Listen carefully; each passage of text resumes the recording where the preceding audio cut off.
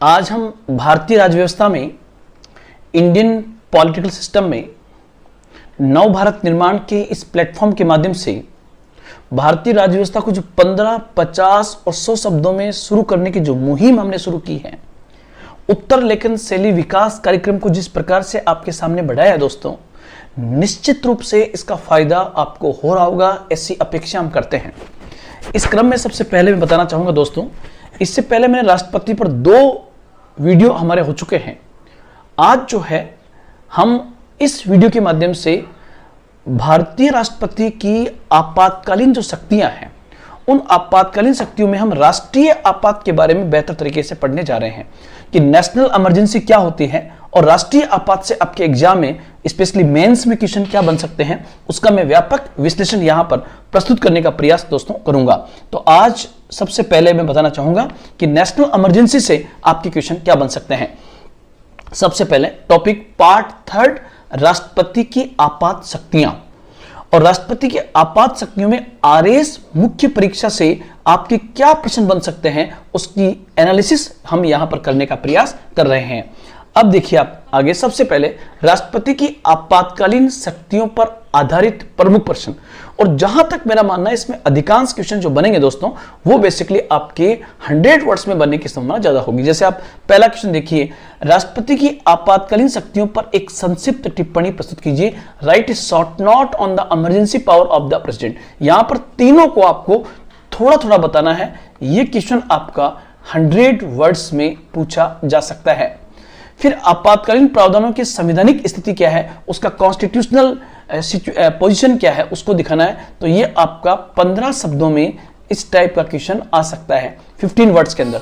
उसके बाद राष्ट्रीय आपात से आप क्या समझते हैं, इसके मुख्य आधार क्या है। राष्ट्रीय आपात ये आपका 100 वर्ड्स में या 100 शब्दों में आ सकता है।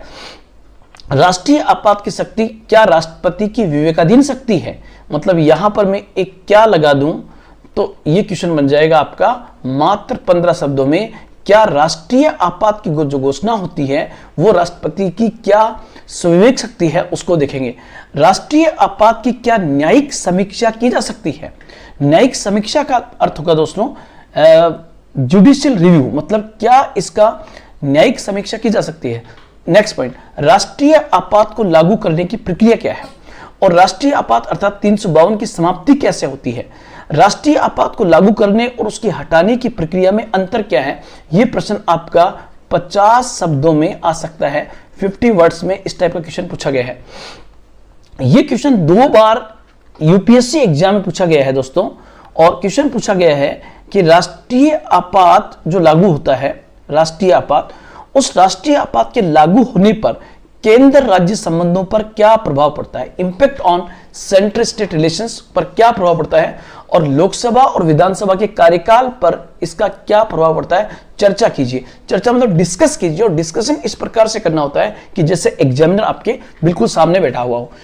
राष्ट्रीय आपात का मूल अधिकारों पर क्या प्रभाव पड़ता है, विवेचना कीजिए। तो आपको विवेचन शब्द का अर्थ पता होना चाहिए कि विवेचना में उत्तर किस प्रकार से लिखा जाता है, यह आपको पता होना चाहिए।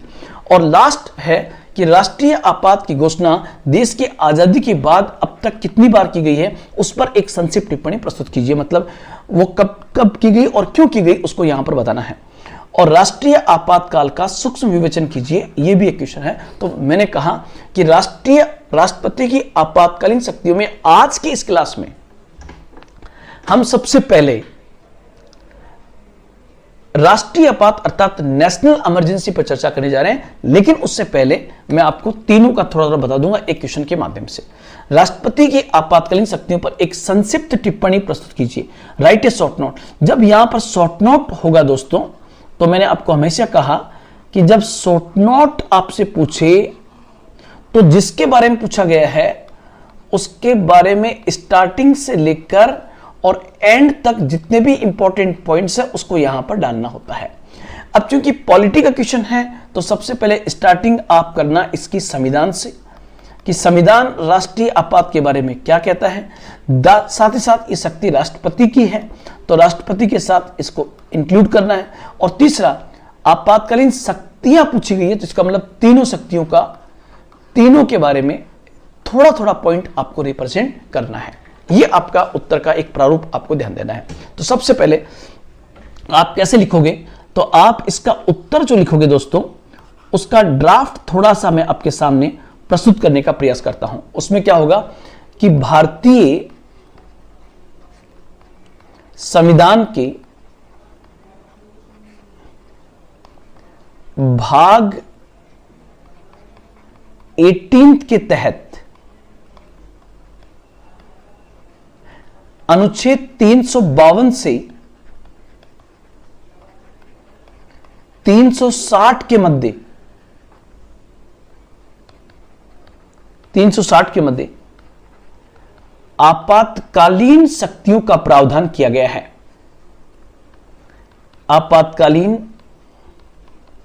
शक्तियों का प्रावधान किया गया है, प्रोविजन यहां पर किया गया है, और किसी भी असामान्य स्थिति में किस प्रकार से निपटा जाएगा उसका है। अब यहां से पैरा चेंज करोगे, मुख्यतः 3 आपातकालीन शक्तियां हैं। मुख्यतः 3 आपातकालीन शक्तियां हैं। उन 3 आपातकालीन शक्तियों को एक एक लाइन लिखते हुए आपको उत्तर प्रस्तुत करना है। उन 3 में क्या क्या आएगा? नंबर 1 राष्ट्रीय आपात।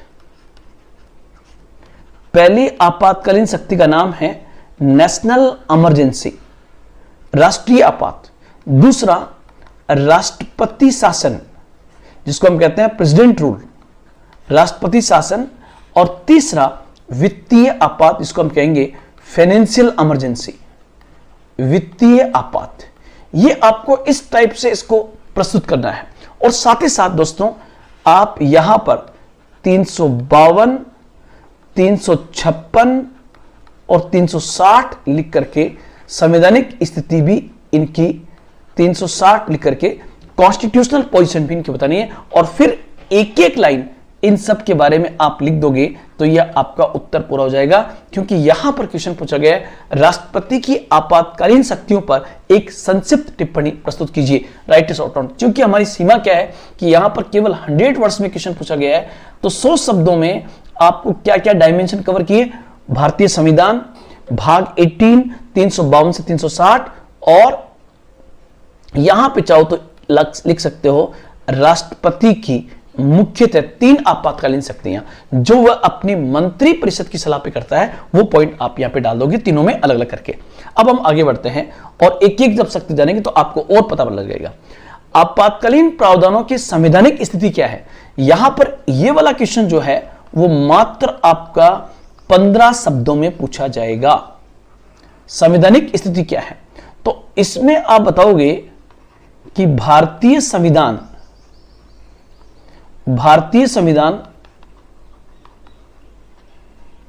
संघात्मक स्वरूप वाला है। संघात्मक स्वरूप, फेडरल स्ट्रक्चर वाला है, स्वरूप का है। परंतु आपातकालीन शक्तियां इमरजेंसी पावर इससे एकात्मक संघ की ओर ले जाती है। एकात्मक संघ वह संघ होता है जिसमें संघ सरकार अत्यधिक मजबूत हो जाती है या पावरफुल हो जाती है। इस क्रम में ये 3 पॉइंट आप, चूंकि 15 शब्दों में पूछा गया है, तो 3 पॉइंट आप यहां पर लिख करके इस उत्तर को पूरा कर सकते हो। नंबर 1 राष्ट्रीय आपात और ब्रैकेट में आर्टिकल 352, राष्ट्रपति शासन, प्रेसिडेंट रूल, 356 और वित्तीय आपात। दोस्तों जैसे मान लीजिए आपको बहुत अच्छा सा क्वेश्चन याद है, तब भी ज्यादा लिखने की आवश्यकता नहीं है, क्योंकि केवल 15 शब्दों में उसकी कॉन्स्टिट्यूशनल पोजीशन को पूछा गया है। आप यहां पर चाहो तो पार्ट 18 जरूर डाल सकते हो। पार्ट 18 में जो एकात्मक संघ की ले जाती है, ये 3 शक्तियां जिसकी घोषणा राष्ट्रपति के द्वारा की जाती है। ये 3 पॉइंट आपको बहुत इजी वे में लिखने हैं। एक आपसे पूछे राष्ट्रीय आपात से आप क्या समझते हैं? राष्ट्रीय आपात से आप क्या समझते हैं, इसके मुख्य आधार क्या है? तो ध्यान रखना, भारतीय संविधान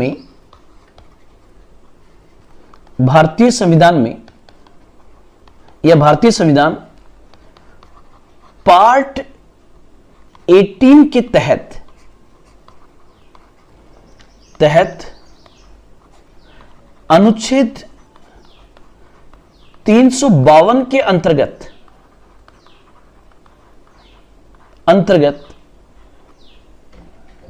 अंतर्गत राष्ट्रपति को यह शक्ति देता है, राष्ट्रपति को यह शक्ति देता है कि वह अपनी कैबिनेट की लिखित सलाह पर, कैबिनेट ध्यान रखना मंत्री परिषद का ही भाग होता है, वह अपनी कैबिनेट की लिखित सलाह पर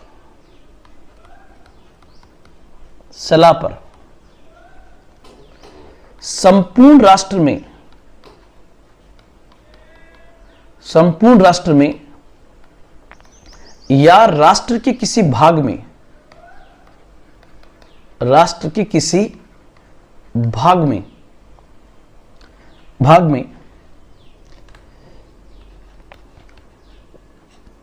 तीन में से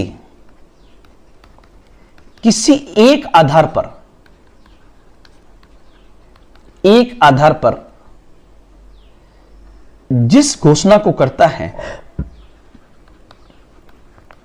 उसे राष्ट्रीय आपात कहा जाता है, उसे हम राष्ट्रीय आपात कहते हैं। तो देखो, संविधान आ गया, पार्ट आ गया, आर्टिकल आ गया, राष्ट्रपति आ गया, और कहां पर लागू होगा यह आ गया, और वो तीन आधार जो है दोस्तों, ये पूछा इसके मुख्य आधार क्या है? तो नंबर 1 बाह्य आक्रमण, मतलब हमारे देश में कोई बाहरी आक्रमण हो जाए, जैसे पाकिस्तान का हमला हो जाए, चीन हमला कर दे या कोई और हमला, इसको कहेंगे बाहरी आक्रमण।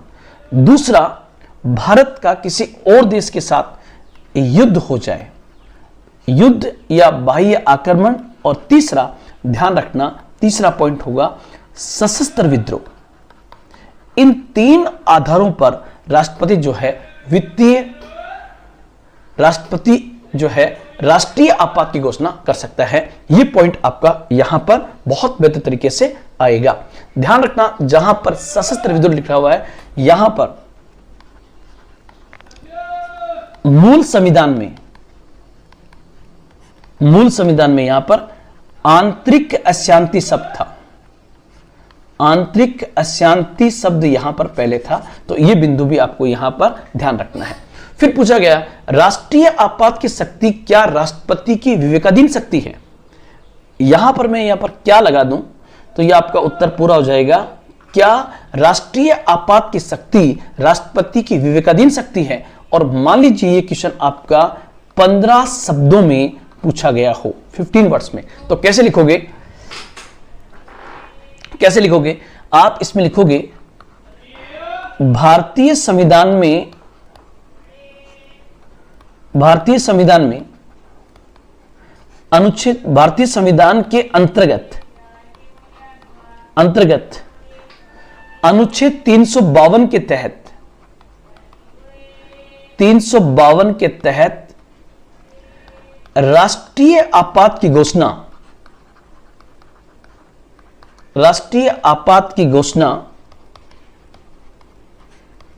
राष्ट्रपति अवश्य करता है। मतलब देखो, एक तरीका तो लिखने का यह होगा कि आपने सीधा सीधा कह दिया कि नहीं, यह राष्ट्रपति की विवेकाधीन शक्ति नहीं है, लेकिन यह तरीका ज्यादा बेस्ट नहीं माना जाएगा। ज्यादा बेस्ट क्या होगा, आप ऐसे लिखिए, भारतीय संविधान के अंतर्गत अनुच्छेद 352 के तहत राष्ट्रपति राष्ट्रीय आपात की घोषणा करता है, परंतु यह घोषणा वह अपनी कैबिनेट की लिखित सलाह पर करता है। रिटन एडवाइस ऑफ द लिखित सलाह पर करता है। अतः ये विवेकाधीन शक्ति नहीं है। अतः ये विवेकाधीन शक्ति, ये राष्ट्रपति की, सॉरी, ये राष्ट्रपति की विवेकाधीन शक्ति नहीं है।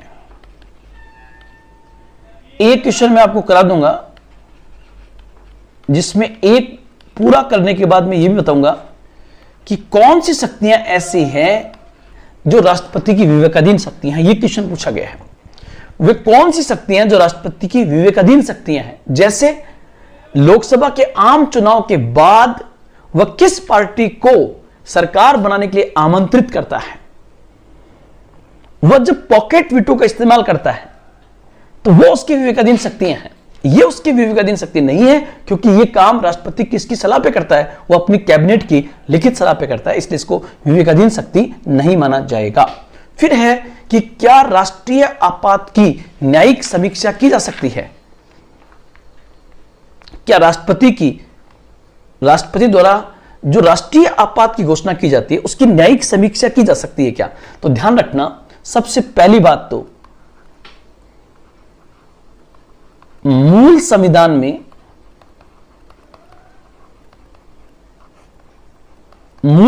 में इसका उल्लेख नहीं है। No provision in the original constitution कि की जा सकती है या नहीं की जा सकती है, इसका कोई उल्लेख मूल संविधान में, इसका उल्लेख नहीं है। पहला पॉइंट तो ऐसे शुरुआत कर दोगे। दूसरा, आप बताओगे कि 1975 में जब इंदिरा गांधी थी प्रधानमंत्री, तो इंदिरा गांधी की सरकार ने 1975 में 38वें संविधान संशोधन अधिनियम, 38वें संविधान संशोधन अधिनियम, 38वें संविधान संशोधन अधिनियम के द्वारा कब 1975 में यह प्रावधान कर दिया गया कि राष्ट्रीय आपात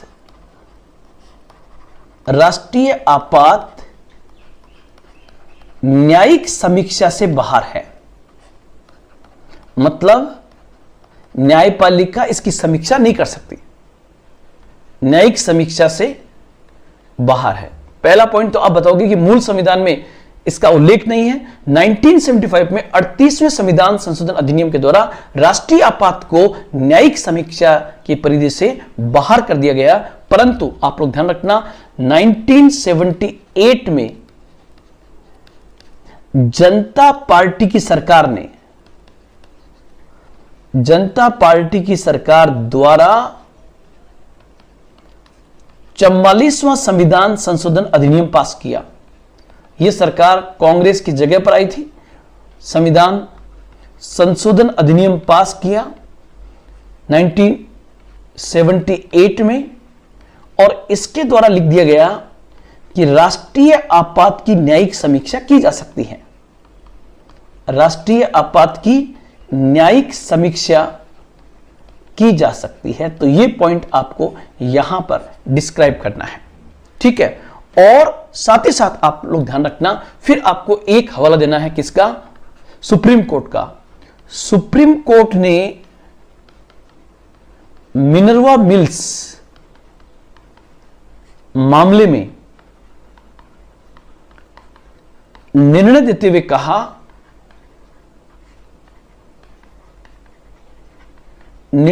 कहा, क्या कहा उसमें, तो ध्यान रखना, यहां पर कहा कि पूरी तरह से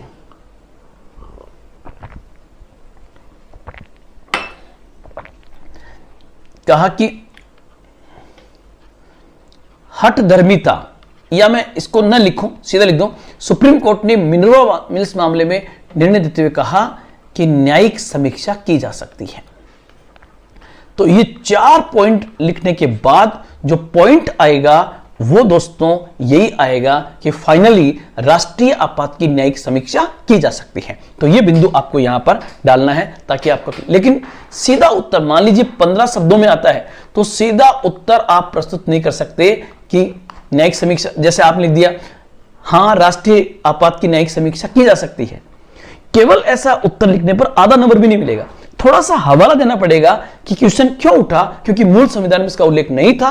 सरकार को ऐसा लगा कि न्यायिक समीक्षा हो सकती है, तो 1975 में इंदिरा गांधी की सरकार ने संसद में अधिनियम पास करवा दिया, 38वां संविधान संशोधन अधिनियम, और उसके माध्यम से कहा गया कि राष्ट्रीय आपात न्यायिक समीक्षा से बाहर है, अर्थात न्यायपालिका इसकी समीक्षा नहीं कर सकती। लेकिन 1978 में जो चुनाव हुए और उन चुनाव में जनता पार्टी की जो सरकार बनी, उस सरकार ने 44वें संविधान संशोधन अधिनियम द्वारा यह कहा कि राष्ट्रीय आपात की न्यायिक समीक्षा की जा सकती है। और बाद में सुप्रीम कोर्ट ने भी मिनर्वा मिल्स मामले में निर्णय देते हुए इस पर ठप्पा लगा दिया कि अगर कोई भी विवेक शून्य या हठधर्मिता के आधार पर राष्ट्रीय आपात लागू किया जाता है तो अदालत में उसको चुनौती दी जा सकती है। यह पॉइंट आपका यहां पर आएगा। अब देखिए राष्ट्रीय आपात को लागू करने की प्रक्रिया क्या है, बहुत अच्छा क्वेश्चन है इसका। तो सबसे पहले प्रक्रिया क्या है, तो मैं आपको तो वैसे लिखना है 100 शब्दों में, लेकिन मैं आपको कुछ स्टेप देकर के समझा देता हूं। 100 वर्ड्स में क्या क्या लिखोगे, तो सबसे पहले स्टेप फर्स्ट होगा कैबिनेट की, हालांकि मूल संविधान में कैबिनेट शब्द नहीं था, ध्यान रखना दोस्तों, ये बाद में आया 44वें संविधान संशोधन के दौरान। कैबिनेट की लिखित सलाह पर राष्ट्रपति, और ध्यान रखना पूरे संविधान में कैबिनेट शब्द केवल इसी जगह प्रयोग हुआ है, मतलब कैबिनेट की ताकत क्या है वो केवल यहां पर दिखाई देती है। कैबिनेट की रिटर्न सलाह, और रिटर्न शब्द और कहीं नहीं आया, केवल यहीं पे आया 352 में। कैबिनेट की लिखित सलाह पर राष्ट्रपति अनुच्छेद 352 के तहत राष्ट्रीय आपात की घोषणा करता है। राष्ट्रीय आपात की घोषणा करता है, ध्यान रखना पहला पॉइंट तो यह होगा। अब राष्ट्रपति ने मान लीजिए 15 जुलाई को राष्ट्रीय आपात की घोषणा कर दी है, तो अब इसके बाद जिस दिन घोषणा होगी उस दिन से राष्ट्रीय आपात लागू हो जाएगा। लेकिन उससे पहले आपको यह पॉइंट ध्यान रखना है, और वो पॉइंट क्या होगा, नंबर 1 वो पॉइंट क्या होगा, यदि संसद के दोनों सदन, यदि संसद की दोनों सदन अलग अलग विशेष बहुमत से, विशेष बहुमत से 1 माह के भीतर पास कर देते हैं, पास कर देते हैं, तो ये 6 माह तक लागू रहेगा।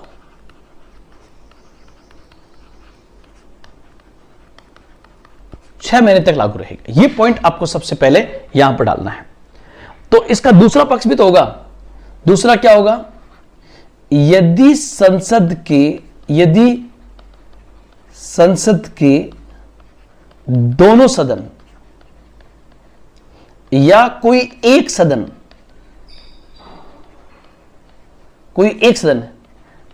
इसका निर्नुमोदन कर दे, इसका निर्नुमोदन कर दे, मतलब अनुमति न दे या पास न करें, कर दे, तो यह लागू नहीं रहेगा। कुल मिला के मैंने क्या कहा कि राष्ट्रीय आपात यदि कोई सरकार घोषित भी कर देती है, तो राष्ट्रीय आपात की घोषणा सरकार तभी करती है जब सरकार को यह पूरा विश्वास हो कि संसद के दोनों सदनों में उसके पास विशेष बहुमत है, या संसद के दोनों सदनों से विशेष बहुमत से पास करा देगी, तभी वो ऐसा करेगी। तो ध्यान रखना दोस्तों, ये पॉइंट आपका होगा प्रक्रिया में। प्रक्रिया नंबर 1, सबसे पहले कैबिनेट लिखित सलाह देगी राष्ट्रपति को, उस आधार पर राष्ट्रपति 352 की घोषणा करेगा। घोषणा करने के बाद 1 माह के भीतर यदि संसद के दोनों सदन अलग अलग विशेष बहुमत से पास कर देते हैं तो 6 माह तक रहेगा। और यदि संसद के दोनों सदन या कोई एक सदन इसका निर्नुमोदन कर देता है तो फिर लागू नहीं रहेगा। ये पॉइंट आपको सबसे पहले यहां पर ध्यान रखना है। ये बेसिकली होगा इसका प्रोसेस के अंदर क्या उत्तर आएगा वो आप लोग यहां पर जानना है। नेक्स्ट पॉइंट आगे बढ़ते हैं। राष्ट्रीय आपात अर्थात 352 की समाप्ति कैसे होती है, यह भी क्वेश्चन आपका यूपीएससी में पूछा गया है। 300 समाप्ति कैसे होती है, ध्यान रखना। आपको अगर 100 शब्दों में पूछे, 100 शब्दों में पूछे तो आपको डायरेक्ट उत्तर देना है, डायरेक्ट आंसर प्रस्तुत करना है। डायरेक्ट मैंने क्यों बोला यहां पर, मतलब आपको यह नहीं बताना कि राष्ट्रीय आपात क्या है, राष्ट्रीय आपात की प्रक्रिया क्या है, बल्कि सीधा आपको उत्तर किस पे देना है, समाप्ति पे देना है, क्योंकि समाप्ति पूछी है। तो समाप्ति कैसे, राष्ट्रीय आपात की समाप्ति कैसे, इसका उत्तर जब आप लिखोगे दोस्तों तो ध्यान रखना सबसे पहला पॉइंट होगा नंबर वन,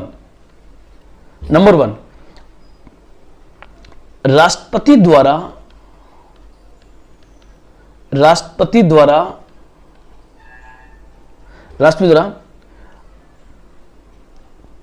किसी दूसरी उद्घोषणा के द्वारा,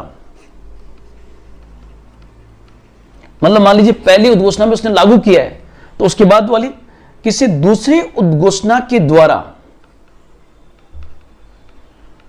दूसरी उद्घोषणा के द्वारा, दूसरी उद्घोषणा के द्वारा समाप्ति की घोषणा कर सकता है।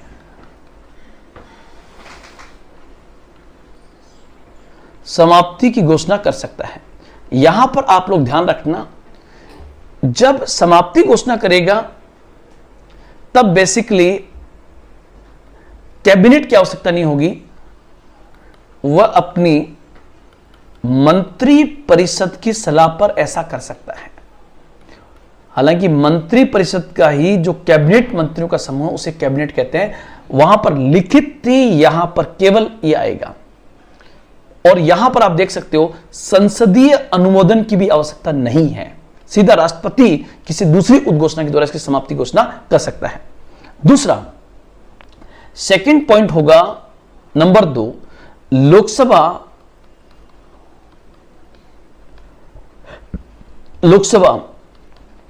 साधारण बहुमत के द्वारा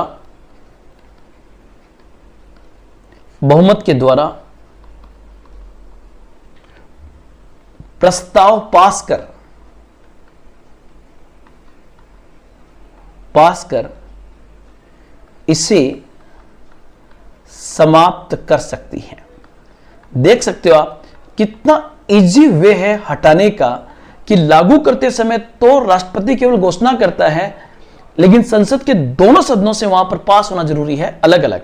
लेकिन यहां पर आप देखिए केवल लोकसभा, यहां पर फिर देख सकता हूं, केवल लोकसभा साधारण बहुमत के द्वारा प्रस्ताव पास करके इसे समाप्त कर सकती है। यह पॉइंट भी आपको ध्यान रखना। 1978 में 44वें संविधान संशोधन द्वारा इसी प्रकार से किया गया था। तीसरा पॉइंट यह कहा गया कि मान लीजिए यदि लोकसभा सत्र में नहीं है तो इस स्थिति में लोकसभा के 1/10 सदस्य राष्ट्रपति को सूचना देंगे। राष्ट्रपति लोकसभा का सेशन बुलाएगा, लोकसभा का सत्र बुलाएगा, और फिर सत्र में आने पर लोकसभा साधारण बहुमत से पास कर दे तो वो समाप्त किया जा सकता है। तो ये पॉइंट आपको ध्यान रखना। 3 सिचुएशंस ऐसी हैं जिसके माध्यम से उसको हटाया जा सकता है। हटाने की प्रक्रिया और लागू करने की प्रक्रिया में अंतर है। पहली क्या था, राष्ट्रपति किसी दूसरे उद्घोषणा के द्वारा इसे समाप्त कर सकता है, बहुत इजी प्रोसेस है। अगर लोकसभा के माध्यम से करना चाहे तो केवल लोकसभा साधारण बहुमत से पास कर दे तो समाप्त हो जाएगा। तीसरी कंडीशन है कि या मतलब इन तीनों के बीच में या है, या यदि लोकसभा सत्र में नहीं है तो इस स्थिति में सबसे पहले लोकसभा के 110 सदस्य राष्ट्रपति को लोकसभा का सत्र बुलाने के लिए कहेंगे, राष्ट्रपति लोकसभा का सत्र बुलाएगा और लोकसभा फिर साधारण बहुमत से पास कर दे तो उसको हटा दिया जाएगा। ये पॉइंट आपको यहां पर स्पेशली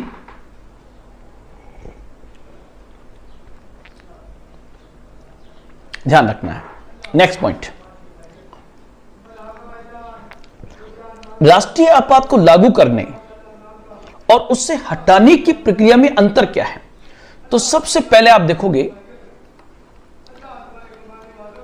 राष्ट्रीय आपात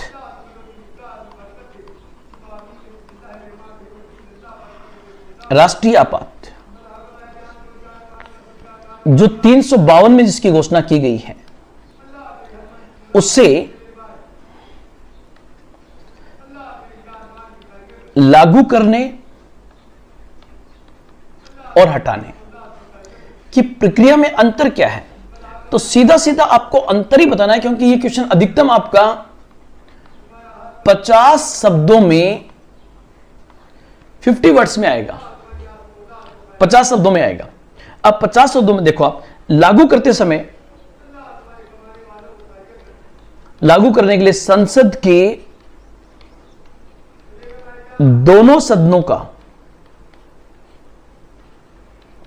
अलग अलग विशेष बहुमत से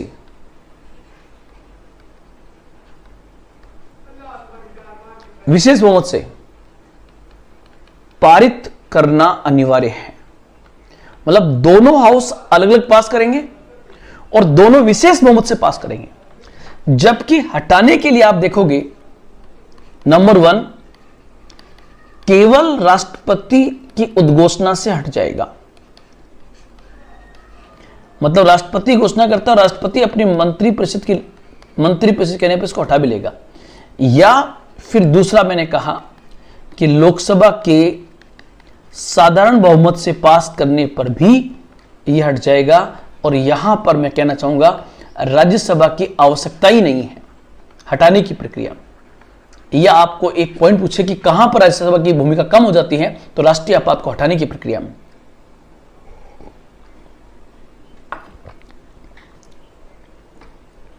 नेक्स्ट आगे बढ़ते हैं और आपसे पूछे कि राष्ट्रीय आपात के लागू होने पर केंद्र राज्य संबंधों पर क्या प्रभाव पड़ता है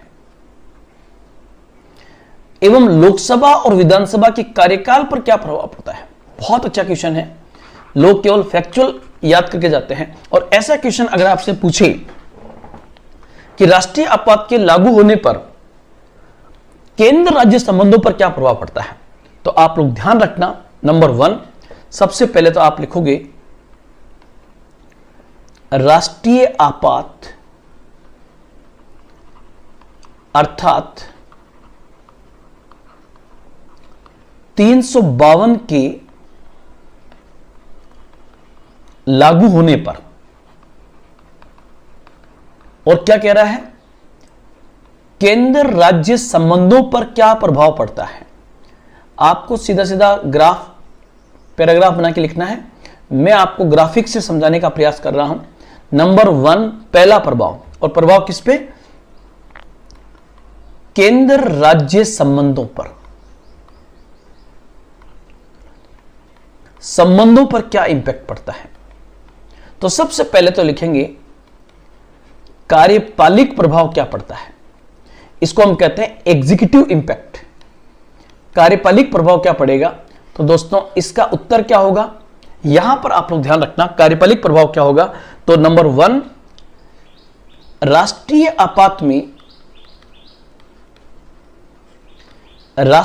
आपात में केंद्र की कार्यपालिका शक्ति का विस्तार हो जाता है।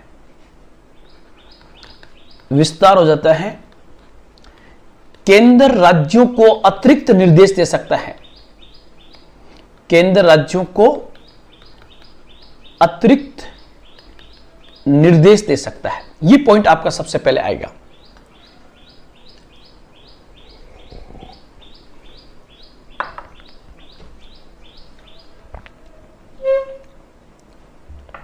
दूसरा पॉइंट, सेकंड पॉइंट जो है आपका होगा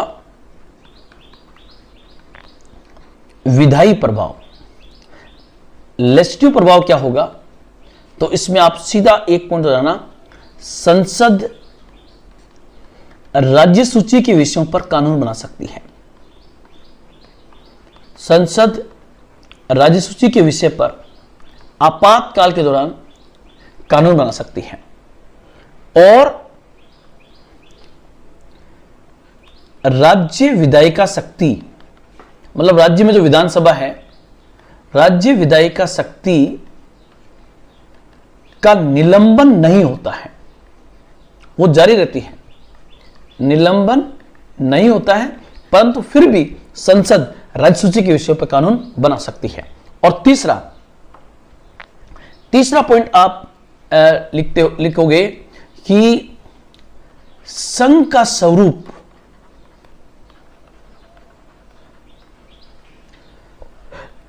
संघात्मक से एकात्मक हो जाता है। मतलब यहां पर संघ की शक्ति बढ़ जाती है, जबकि हमारा संविधान कहता है कि केंद्र राज्यों के मध्य सहयोग होना चाहिए, लेकिन चूंकि राष्ट्रीय आपात के समय संघ की शक्ति बढ़ जाती है, तो संघ का स्वरूप जो है वो संघात्मक से कैसा आ जाएगा? एकात्मक संघ की ओर आ जाएगा।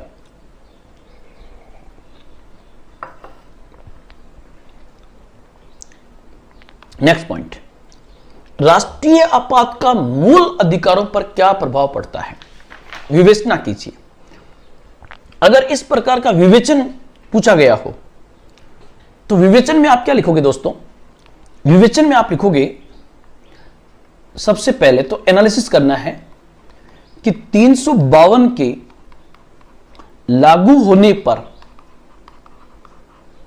संविधान के दो अनुच्छेद स्वतः, मतलब ऑटोमेटिकली प्रभाव में आ जाते हैं, और वो दो आर्टिकल जो प्रभाव में आते हैं, सीधा सीधा उसका लिखना आपको, वो दो है। एक तो अनुच्छेद 358 आर्टिकल 358 और आर्टिकल 359। आपने सुन रखा होगा 358 के सक्रिय होते ही आर्टिकल 19 द्वारा प्रदत्त स्वतंत्रता का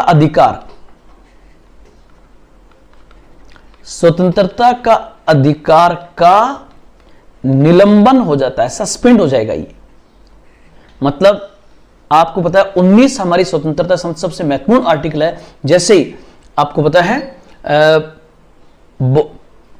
अभिव्यक्ति की और बोलने की आजादी, सभा करने की, सम्मेलन करने की, घूमने फिरने की, इन सब पर बिना कानून बनाए ऑटोमेटिकली 352 के लागू होते ही 358 के तहत आर्टिकल 19 का निलंबन हो जाएगा, सस्पेंड हो जाएगा। मतलब सरकार जो है उसको रोक सकती है। इसलिए कहते हैं कि 352 में के लागू होते ही सबसे ज्यादा एक आम आदमी के मौलिक अधिकार में उसका स्वतंत्रता का अधिकार सबसे अधिक प्रभावित होता है। प्रेस की स्वतंत्रता को निलंबित किया जा सकता है या उसको युक्तियुक्त प्रतिबंध लगाए जा सकते हैं। घूमने फिरने, आचरण करने, सम्मेलन करने या संगठन बनाने की स्वतंत्रता पर अंकुश लग जाता है, जबकि लोकतंत्र की पहली आवश्यकता स्वतंत्रता है। इसलिए कहा जाता है कि 352 अर्थात राष्ट्रीय आपात के माध्यम से मौलिक अधिकारों पर नेगेटिव इंपैक्ट पड़ता है।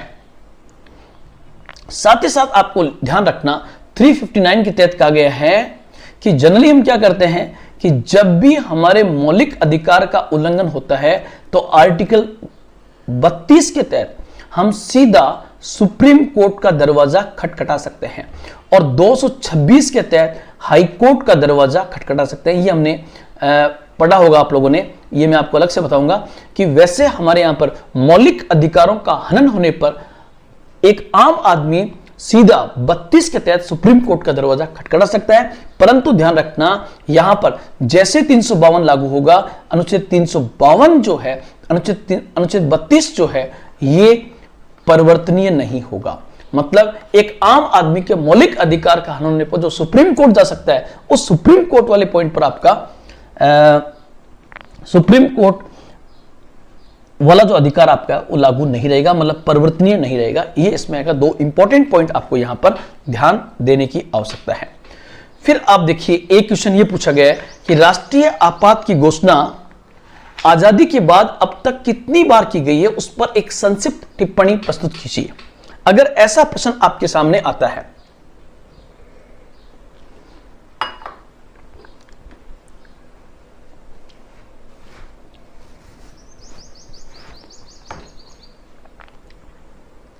राष्ट्रीय आपात की घोषणा देश की आजादी के बाद अब तक कितनी बार की गई है, और उस पर आपको क्या लिखना है दोस्तों, उस पर आपको एक शॉर्ट नोट प्रेजेंट करना है। कमेंट नहीं करना है, ध्यान रखना, शॉर्ट नोट लिखना है। तो सीधा सीधा आप लिख सकते हो, अब तक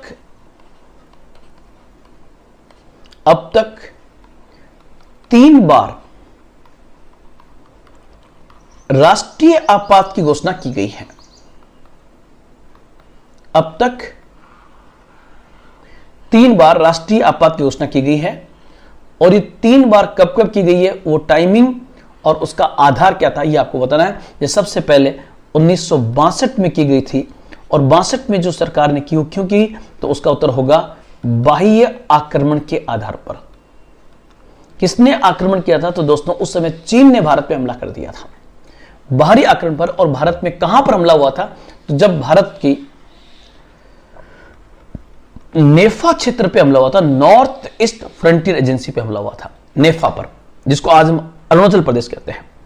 और यह कब तक रहा था, तो यह आपातकाल रहा था 1962 से लेकर 1968 तक यह राष्ट्रीय आपात लागू रहा था। 1968 में फिर इतना लंबा क्यों लगे दोस्तों, क्योंकि 1962 में चीन का हमला हुआ था, और 1965 में भारत पाकिस्तान युद्ध हो गया था, इसलिए यह डेट इतना लंबा सरकार ने उस समय खींचा था। मतलब अलग से 65 वाले के लिए घोषणा नहीं हुई थी, जो 62 वाली थी उसी को इन्होंने कंटिन्यू कर दिया था। दूसरा राष्ट्रीय आपात लागू हुआ है 1971 में।